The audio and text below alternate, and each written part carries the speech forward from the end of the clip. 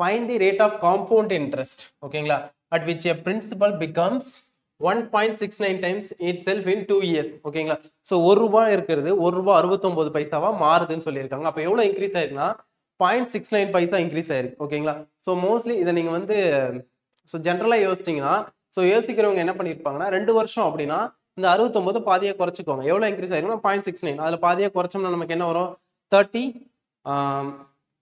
34 point something வரும் ஓகேங்களா so அந்த 34 பாயிண்ட் சம்திங் பக்கத்துல என்ன ஆப்ஷன் இருக்குன்னு பாருங்க அதுதான் ஆன்சரா இருக்கும் ஓகேங்களா ஸோ கொடுத்துருக்கிற 4 ஆப்ஷனுமே அதுல பக்கத்துல இருக்கிற மாதிரி இருக்குது அப்படின்னா நம்ம போட்டு பார்த்தா ஆன்சர் சொல்லணும் ஸோ நம்ம என்ன பண்ணலாம்னா பிரின்சிபலை 100 அசியூம் பண்ணிக்கோங்க ஏன்னா இங்க பாயிண்ட்டுக்கு அடுத்து 2 நம்பர் இருக்குல்ல ஸோ அதனால நான் 100 அசியூம் பண்ணிக்கிட்டேன் அப்போ அமௌண்ட் 2 வருஷத்துக்கு அப்புறம் இந்த 100 ரூபாங்கிறது என்னவா மாறுதுன்னா 1.69 டைம்ஸா மாறுது அப்போ 100 into 1.69 டைம்ஸ் அப்போ இதோட வேல்யூ 169 சரிங்களா சோ பிரின்சிபல் 100 ரூபாய் இருந்ததுன்னா அமௌண்ட் எவ்வளவு கிடைச்சிருக்குன்னா 169 ரூபாயா கிடைச்சிருக்கும் சோ காம்பவுண்ட் இன்ட்ரெஸ்ட் ஃபார்முலா என்னன்னா amount equal to principal of 1 plus r by 100 whole power n சரிங்களா சோ இதுல இருக்கக்கூடிய இந்த r வேல்யூ தான் கேக்குறாங்க n வேல்யூ அவங்களே கொடுத்துட்டாங்க 2 இயர்ஸ்னு சொல்லிட்டு சரிங்களா சோ இப்போ அமௌண்ட் வந்து 169 பிரின்சிபல் வந்து 100 so 1 plus r by 100 n ஓட வேல்யூ ஹோல் ஸ்கொயர் ஓகேங்களா So 100 ஈக்குவலுக்கு இந்த சைடு கொண்டு வாங்க 169 divided by 100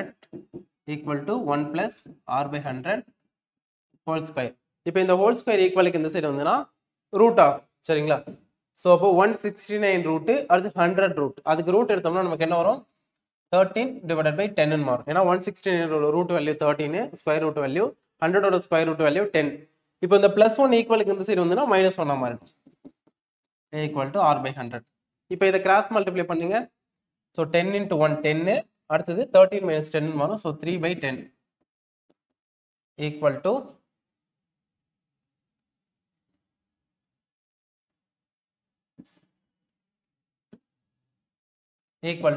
r by 100 சரிங்களா இப்போ 100 வந்து ஈக்குவலுக்கு இந்த சைடு கொண்டு வந்தோம்னா நம்ம என்ன ஆகும் 3 into 100 divided by 10 equal to r னு வரும் சோ இதை நீங்க கேன்சல் பண்ணிட்டா ரிமைனிங் 30 மட்டும் இருக்கும் அப்போ r வேல்யூ என்னன்னா 30%. ஸோ இதுதான் வந்து பாத்தீங்கன்னா இந்த கொஸ்டினுக்கான ஆன்சர் மெத்தட். ஸோ அப்படி இல்லைன்னா இன்னமும் நீங்க ஆப்ஷன்ல இருந்து போறதுனாலும் போகலாம். எப்படின்னா நீங்க எடுத்துக்கோங்க இப்போ 30% இருக்கா அப்ப என்ன பண்ணலாம் ஸோ 100ல இருந்து 30% ஃபர்ஸ்ட் இன்க்ரீஸ் பண்ணுங்க. நான் வந்து டைரக்டா ஆப்ஷன் கரெக்டான ஆப்ஷன் எடுத்து போடுறேன். நீங்க 4 ஆப்ஷனையுமே வச்சு இப்போ தெரியாத பட்சத்துல 4 ஆப்ஷனையும் நம்ம செக் பண்ணி தான் ஆகணும்.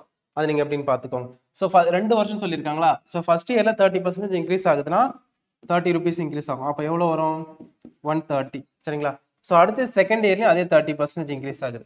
அப்போ 130ல 30% எவ்வளோன்னு பார்க்கணும். எவ்வளோ வரும்னா ஸோ 10%னா 13 அப்போ 30%னா 39 வரும்.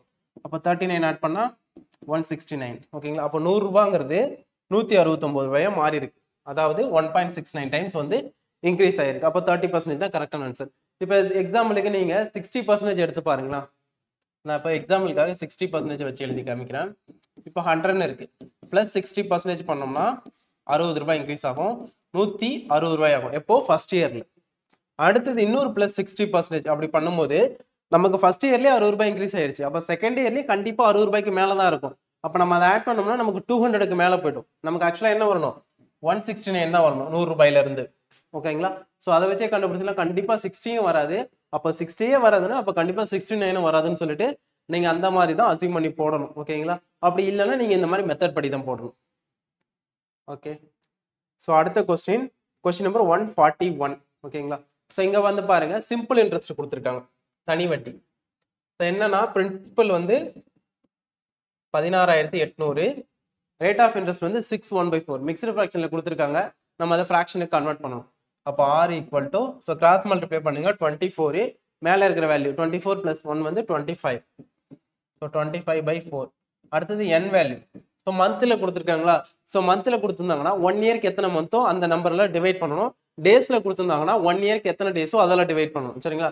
ஸோ 1 இயர்க்கு வந்து 2 டேஸ் வரும் 365 வரும் 366 வரும்.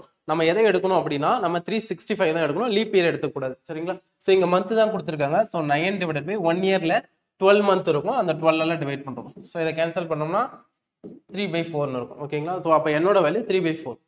இப்போ என்ன கேட்டிருக்காங்க இன்ட்ரெஸ்ட் தான் கேட்கறாங்க. ஸோ இன்ட்ரெஸ்ட்கான formula I equal to PNR by 100. ஓகேங்களா?